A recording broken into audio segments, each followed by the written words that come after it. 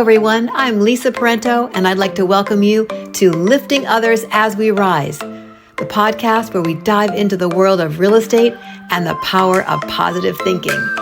In each episode, we're going to bring you inspiring conversations with real estate professionals and other thought leaders who have really harnessed the power of lifting others up along their journeys. So let's get ready to elevate our mindset. Lifting Others as We Rise podcast, where inspiration is a catalyst for action. Let's go.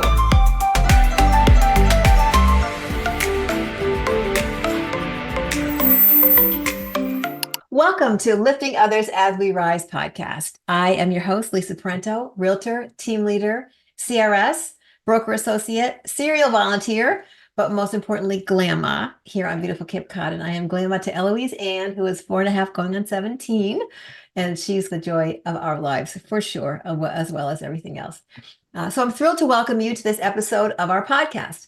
I know you're going to really enjoy this. I can't wait to really dig in with today's guest. So get comfy and settle in, whether you're at the gym or you've got a cup of tea or you're driving.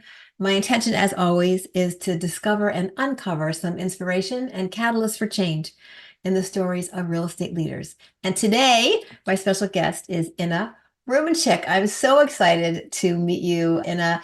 We've had a number of schedule, mishaps to get to where we are today, and I'm just so excited. It kind of built up the excitement for meeting with you. Let me first say that, from what I understand a little bit, Inna is a top rental agent, luxury rental agent in the San Francisco market. Her branding is Leasing Agent 415. She's a very prominent figure in that rental real estate market. And she really comes to us from a background of numbers, of taxation and investments and corporate kind of strategy. And that's brought her to the niche market that she had today. She's incredibly successful. She's also a mom, I understand. And I'm sure she has a few other hats in that closet of hers. So let me welcome Inna. Thank you for joining me on today's podcast. Thank you for having me, Lisa. I am very happy to be here, and I'm happy to answer all of your questions and maybe help someone in the world. All right.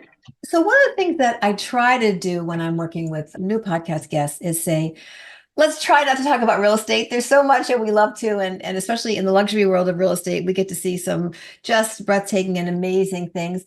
But I understand that you got to where you are today with kind of an interesting journey, and I'd love to dig into that because I think some parts of that maybe have made you as determined and focused as I feel. I don't know you yet, but as I get a sense of that you really are. So tell me a little bit about your background. I understand that you immigrated here when you were 14. Yes, so I was born and raised in Russia, in Soviet Union, and we moved to US in 1995. And ever since I was a little girl, I told my mom when I was 7, I told my mom I'd be an accountant because my mom was an accountant and I saw her doing her work, and it didn't seem all that difficult, and it seemed very, very important. So I told her I'd be an accountant. And by the time I was graduating college, I was thinking, this is not for me. I am an extrovert. I don't think I can do this. So I started my career in finance, in taxation. I worked for a CPA firm. I worked for various companies. And at one point, I just realized, okay, I don't like accounting. Let's try taxation. So I went to work for Deloitte. I worked for Deloitte for 4 years, and that was even worse. The pivotal point in my career at Deloitte was a moment where we redid 20 years of tax returns for a large company here based in San Francisco. And when we presented the findings, saving them millions of dollars, the tax director said, and I realized that what I do doesn't matter. And I was 28 years old, and I just realized that I cannot live my life doing something nobody cares about, that doesn't make a single difference to this massive corporation. And I am just killing myself and working 60 hours a week, and there's no joy in this whatsoever. So I quit. And I pounded the streets of San Francisco for about a year. I walked around and wondered what it is that I wanted to do. I didn't want to give up my education because I have a bachelor's degree in accounting, master's degree in taxation. And I thought, well, I want to be in real estate. I knew that because my husband and I have been investing in real estate since we got married in 2003. So I thought, okay, so how do I combine real estate and my background in accounting and finance taxation? And on one of my walks, I realized that maybe I should do asset management, real estate asset management. So I took Yellow Pages. That was 2009. We still had Yellow Pages back then. I ripped out all real estate pages and I circled every real estate investment company on those pages. And I sent them an email saying, hey, this is who I am. This is my education. I'd love to be an unpaid intern. And I sent about 40 emails and 4 companies responded. And I remember that of those who do remember 2009, this is where we had a big real estate crash, right? And there were quite a few problems, and a lot of real estate investment companies were laying off people. So some of them invited me for an informational interview, and I see they have this office which is completely empty. And I talk to the founders, and they tell me, well, this sounds all really good, but we're not sure what you're going to do here because we're laying off people that we pay. So I had 3 of those interviews, and the 4th interview, I came in and the gentleman said, well, you can help me with this, you can help me with that. Can you start tomorrow? Yes, I can. Can you commit to a 90-day internship? Yes, I can. I was there for 5 years. I worked for Wow. this company for 5 years. I was unpaid for first Is 4 that months. Veritas? No, that's called Virtue Investments. Okay, Virtue. Yes, Virtue Investments. They buy apartment buildings. They're very successful. They're still successful today. Well-known company. They buy apartment complexes all over the United States, and they invest in them. They turn them around and sell them, and they make pretty good profit Let me for ask their you to roll investors. back for one sec because something Mhm. is digging at me, and that is when you were wandering the streets of San Francisco during that year, Mhm. what inspired you to follow, an area of interest to you, which at the time was real estate, but what Mhm. inspired you to, I mean, that took a lot of chutzpah to go through, first of all, the yellow pages. That's like Mhm. prospecting 101, right? Like totally cold calling, totally like looking at, and the whole idea of kind of an unpaid internship. What was the inspiration for that? Tell me a little bit about that. Like what came into your Mhm. mind? That's a great question because I just realized only about a week ago what the inspiration for that was. Okay. When we first came to United States back in the early 90s, my mom, who was an accountant in Russia, she worked at TJ Maxx. She never lifted anything heavier than a pen in her life, and she had to haul around rugs. And really, it's a difficult job being an associate at TJ Maxx, especially in their home goods section. And I remember she came from work on her first day and she was crying. And I said, Mom, why are you crying? You have a job. We're immigrants. We have a job. Yes, amazing. And she just said, yes, yes, honey, I do have a job. I'm just happy. I didn't understand that back then. So what she did, she tried really hard to get out of that job. And at one point, she wrote a letter to a Jewish community leader in Albuquerque who owned his own CPA firm. And she wrote a letter in Russian, which I helped her translate. It was a handwritten letter to him explaining that who she is, what her education is, and how difficult it is for her to get a job interview. And because she's an immigrant, her English is poor and it's a difficult start. So she wrote that letter to him and he responded in 3 days. He personally called her. He said hello. He said, I will have somebody from my office call you and set up an interview. Basically, that one letter set her up to on a road to success because she passed all of their tests. She was given a client. She was doing accounting for that client, and then she got another job and another job and another job, and she just retired after nearly 30 years working here in the United States. But I think for her it was a step of desperation Yeah, yeah, because she'd be working at TJ Maxx even today. Great job, respectful job, but she always knew she was meant for more. And she took that step. And I think literally recently I was visiting her and I realized that's what inspired that step in me is that what is it going to take? The thing is that we always get a no to a question, to something we don't ask, right? The answer is always no. So correct. what's the worst that can happen? You'll get a no. Somebody will not respond. Out of 40 emails that I sent, 36 of them didn't respond. Great. Okay, that's fine. I tried. So I think it's really important just to fear not and just go on and go ask and walk up to that person and say hello and introduce yourself. You just never know what you are going to get. Absolutely. The So fear of that was the failure is inspiration. feel of failure Yes, is not as yeah, great as the desperation absolutely, absolutely.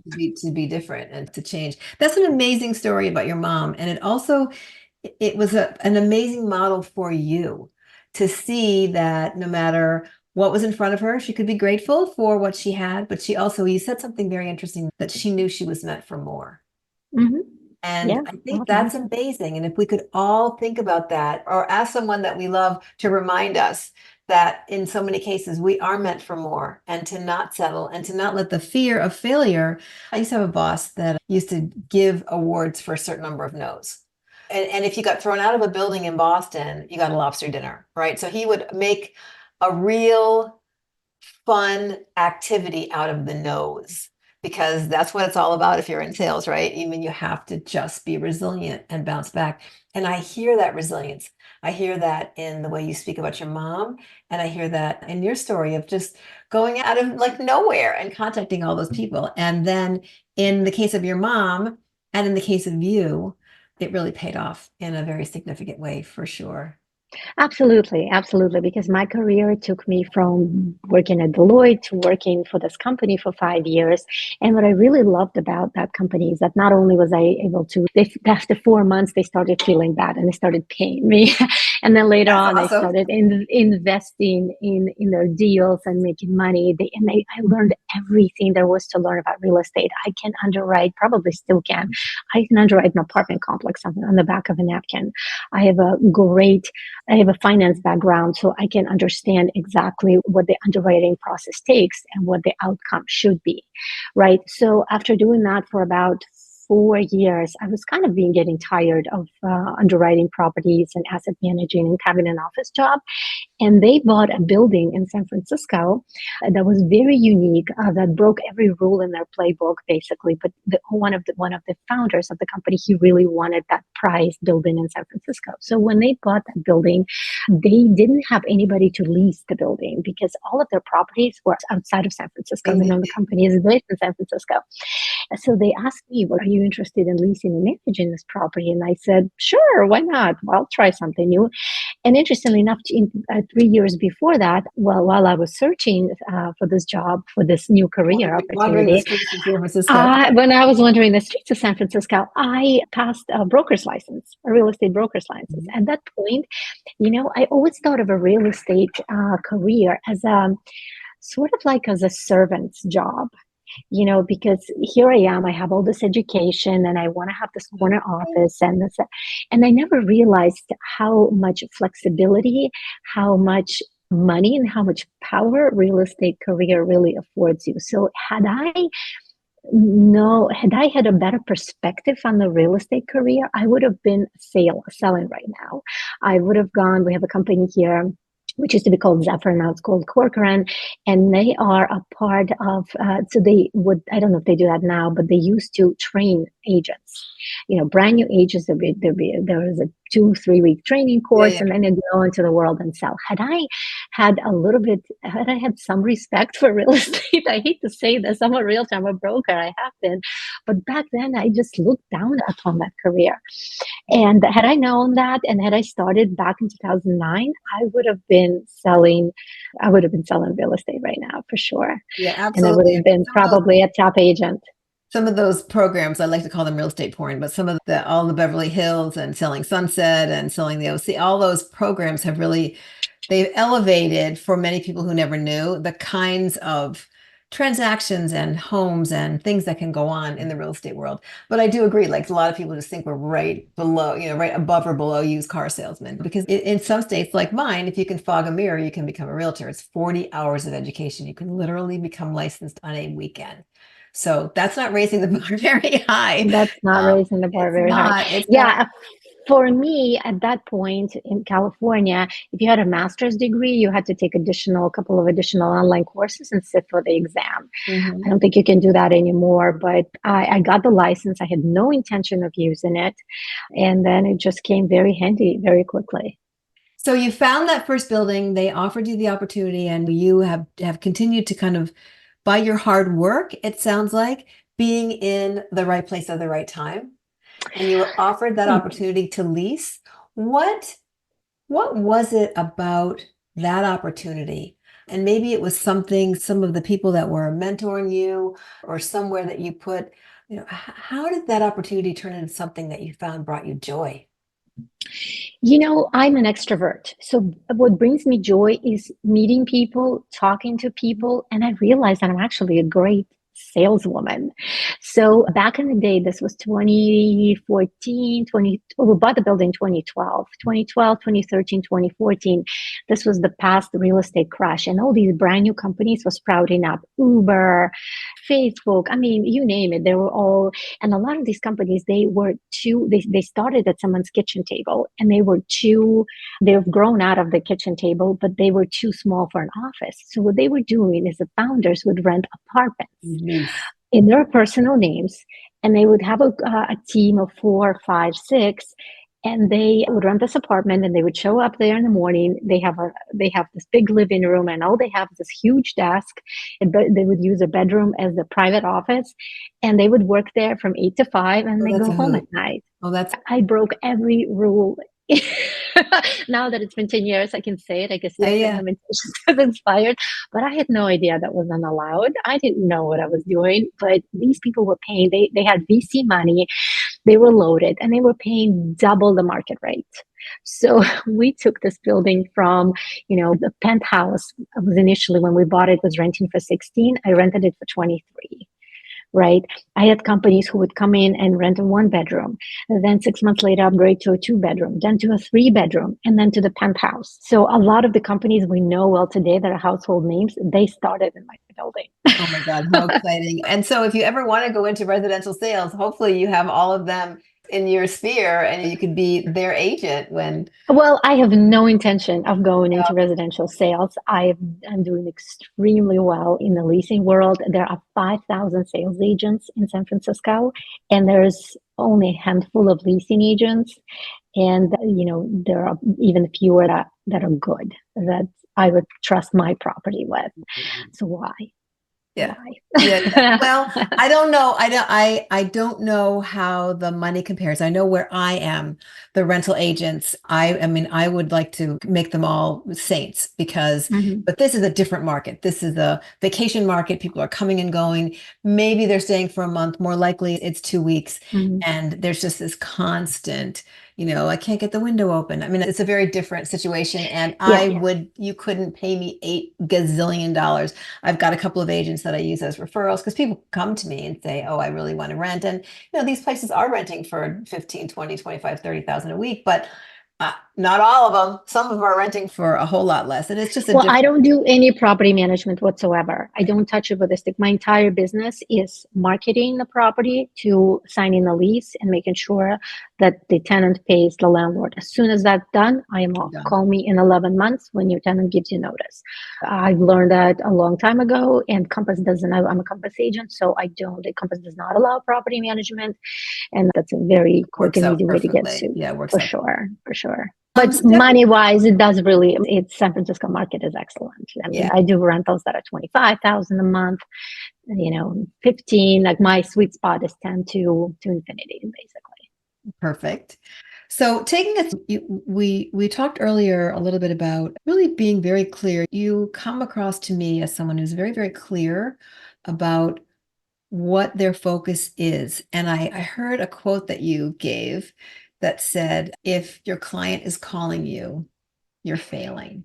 So I want to know a little more about that and your focus and how you have continued to step into a conviction of clarity about that niche focus and also Mhm. about that idea that if your client's calling you, you're failing. Well, years ago, I met an agent who was in her 80s, and that's a quote that she gave me. And I lived by it the entire time. Quite honestly, it is really easy to be a spectacular agent. All you have to do is communicate with your client. Even if nothing is happening, even if there are no showings, there are no tours, there is nothing going on, you still call them, you still tell them that, you always tell them the truth, full disclosure, and you share your thoughts, your ideas, what you're seeing in the market, what's going on. There is nothing more valuable to a client than your time, your attention, knowing, and your communication, knowing that they are being taken care of. Every agent must do that. If you are not returning your clients' calls, or if you're not the one to call them, I have a call with my clients. Well, first of all, every time I do a showing, I text them and say, I showed it to such and such person. Here's the feedback. I think they're going to rent, or I think they're not going to rent. Or if there is nothing, at least once a week, I will call them or text them and say, this is what's going on. I've had no tours. This is what I see in the market. And they appreciate that. And this is how you build your reputation. Communication is key. How has that informed, though, your kind of conviction about your niche and about being able to work with clients that you want to work with?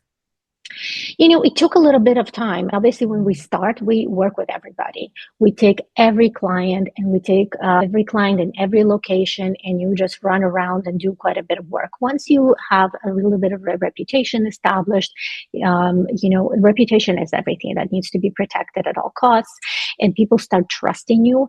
As an example, I am the only leasing agent at Compass in San Francisco. I think there are a couple more, but they also do sales, but I am leasing only. So top agents in the business, they send all their rental clients to me because first they know that I am never going to steal a client because that's not my work. I wouldn't even know what to do with them.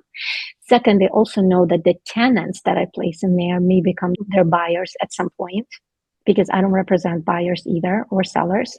So my intent is really to work with the landlord and work with them in the future if need be. So that's the trust that I've established, and all top names call me. And even if their clients are on the fence, should we rent or should we sell? Quite often I give them, because I have a finance background, and I have the perspective of what it takes to be a landlord in San Francisco. Very often when people talk to me, they decide to sell rather than rent. Yeah, but I so appreciate that, and so do they, because you're giving the authentic truth, and that will Absolutely. come back, and I'm sure it already has. I think that's something that I Yeah, it can. absolutely has come back in many forms, in many ways, and in appreciation. And it took me 10 years. I've been with Compass for 6 years now, and I worked really, really hard in 2018 and 19. And when COVID hit, I took everything online into my social media platform, and people see what it is that I do. And interesting pivotal moment for me was when I realized that my clients aren't landlords. My clients are real estate agents, because landlords come and go, real estate agents stay. And as long as they're taken care of, they will refer business to me over and over and over. Nine out of 10 listings that I do come from referrals.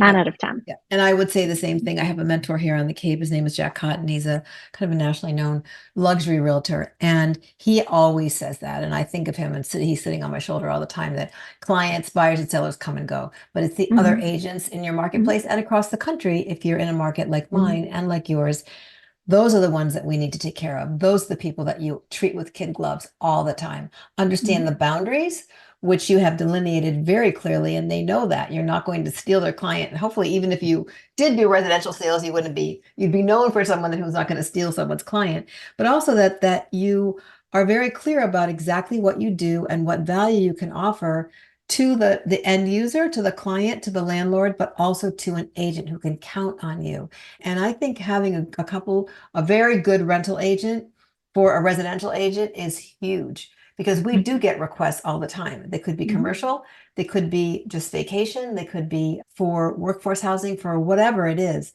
But knowing a really good rental agent and someone who just does that all the time, not someone who's tripping over it and maybe does it because they're desperate for a check and just kind of taking anything. A lot of agents here might start in rentals, like in Boston, but that's not, that's almost like the opposite of what should happen, because it seems like a very niche market and someone who does need to understand finance, which you've mentioned. So you were really able to meld all those things that you were good at, but didn't particularly love, and then turn it towards an area of a career that you saw was financially viable. You said you and your husband had invested, but also you were able to really continue to drill down and develop this amazing niche for yourself. And it sounds like you are continuing to do extraordinarily well. So that is amazing. I'm so happy to have had a conversation with you. I want to ask you a question that I love to ask folks towards the end of the interview. And what is the best, most uplifting compliment you've ever received? And then share with us why it was so uplifting. It does not need to be from a client, just something that really moved your soul and really uplifted you. I think I really appreciated when someone complimented my authenticity, because authenticity is, as I'm discovering right now, it has a highest vibrational frequency. So when you are authentic, first of all, you attract so much more. And, the authenticity also comes with being who you are. And who I am is I always say how it is. I'm not a sugarcoater. I will tell my client either I'm going to tell you this or the market will tell you this. You may not like to hear it from me, but the market will tell you the same thing. And it's going to be far more expensive and far more painful. And you're going to spend a lot of time figuring it out. So I will tell you this right now, whether you like it or not. And I always start the conversation with, "Can I be honest?" And of course, people say, "Yes, of course, be honest." And that's is where I go. These are the pros and these are the cons of your property. And here's what we can address, and here's what we cannot address. Here's what we cannot address, we have to address by adjusting the price. You are going to have these issues, whether you like it or not. And the thing is that I am very particular about who I work with. If the client is not taking my advice, and I can see that once, twice, this is not my client. This is where I have was and what I've over the years, this funnel where you take everything and everyone and you kind of boil it down to your perfect client. I even have a list of 10 qualities of my perfect client. They have to be professional, they have to be busy, they have to be they have to obviously be wealthy, own great real estate, but they also have to be savvy, they have to most importantly take my advice, because I'm a professional. I know what I'm doing. I've been doing this and they have to be very respectful of my time. And usually I can pick up on these points very, very quickly. And this is how when somebody is interviewing me, I'm also interviewing them. And very often that's not a good fit. And I, politely bow out of the situation and, we part ways, and I'm sure they can find someone else. But I think if they cannot handle my authenticity, and which comes with advice, which comes with expectations, then this is not a good fit. No, So I I think, so appreciate that. And, I often find myself saying I didn't meet myself yesterday. So I think that the pragmatism I have as well. And, I love the way you put it, where either you allow me to tell you this and share this with you, or the market will share this with you, but it may take a lot longer and it may be more costly and it may be more painful. And I always remind clients that I make more money if we make more money. So that is my intention. But here's what I want to make sure we understand. So let me ask you just real quickly, how do you model that incredibly important value of authenticity to your kids? And then we'll end there. well, my kids are 7 and 11, so it's a process. There are two boys, very adorable. I think we struggle with this a little bit, especially with our older one. We teach him to say what he thinks, to really put it out there. He doesn't have the ability to really deliver it in the best way possible yet. We're working on that. But I think being who you are and standing up for what we believe in is very, very important. So it's really the process. Obviously, again, he's in the process of meeting himself, and most people don't really meet themselves until they are in their 40s, right? Until you really realize, man, I don't like this. I remember a quote. I read a book years ago when I was a teenager, Madeleine Albright, and she was saying that when she divorced her husband, she at one point woke up in the morning and realized that she hates beef. They've been eating beef their entire marriage, and she hates beef. And she started reintroducing herself. And I'm not by no means a fan of Madeleine Albright, but that stuck to me. It's like, okay, what is it that I like? Who is it that I am? What are my questions? It's very often when I'm home by myself, I interview myself. I ask myself various questions. And who am I? What am I about? Do I really like this? How do I feel about this object or this subject or this food item? And I just listen to myself. it's really important to just be quiet and listen to what's in your head. It's a very special because we have all the answers in our head. We just need to be quiet enough to hear them. Like all of a sudden, in Madeleine Albright's case, she said she had enough free headspace and quiet time where she's all of a sudden realizing that she doesn't like beef. And the willingness to be curious and to continue to set aside what we think we know. Because when you believe you know something, you dig in, and then it doesn't allow you to be flexible and open to learning that you don't like beef or whatever that is. Well, I love that. So you're really trying to help your kids just step into who they are and feel good about that and to Yeah, stand. right now I'm teaching him to speak up.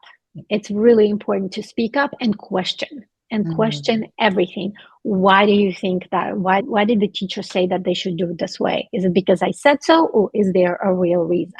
Right? So we get in trouble at school because of that sometimes, because he just keeps on digging. Oh, why do you think that is? And it's part of the process. He'll have to obviously adjust it and figure out where to stop, Sure, of where course. to stop Sure. digging. With time, he's Right. 11, right? Yeah. Yeah. But I think it's really important because I'm big on manifestations and frequencies and all these things that are, because I think ultimately you can sell so much, but in order to move to the next level, you have to move to the next level in your head. Once you graduate in your head, then you will graduate in your business, in your relationships, and in other parts of I your love life. that. I love that. Once you graduate in your head, you can graduate in your business. I really love that.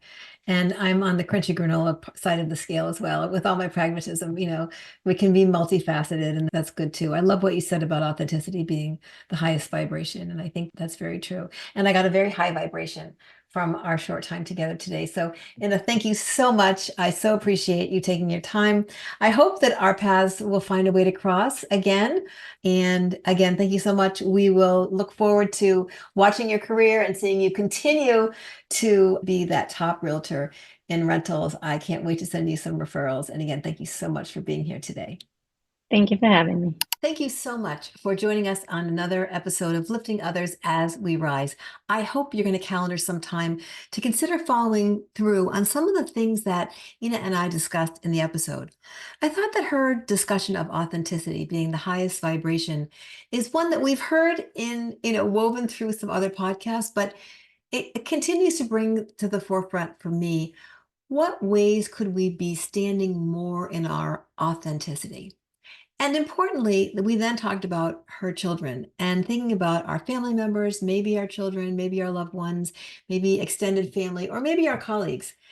How can we model authenticity, even when it's kind of uncomfortable sometimes?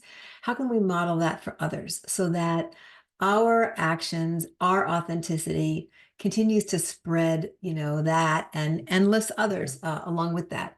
She also mentioned that reputation is everything. And that's something else that really stuck with me. She's worked very hard to be the agent that she has become, to be the leasing agent, to be a prominent leasing only agent, and that reputation for her is everything.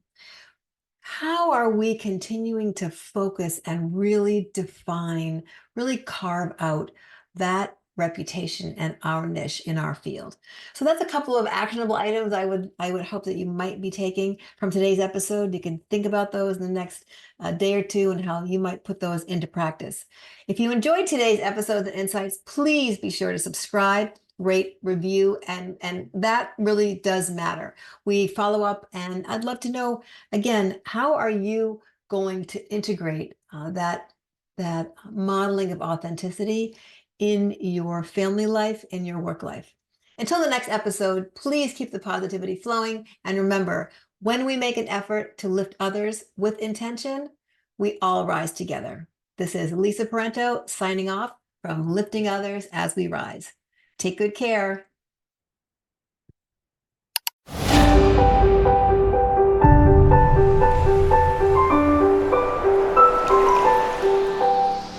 Thank you for joining us on another amazing episode of Lifting Others as We Rise.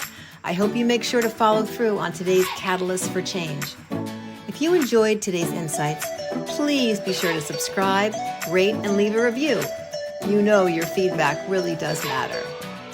Stay connected for more uplifting conversations because remember, when we lift others up, we all rise together. So until the next episode, keep the positivity flowing and keep lifting up others around you. This is Lisa Parenteau signing off from Lifting Others as We Rise. Take good care.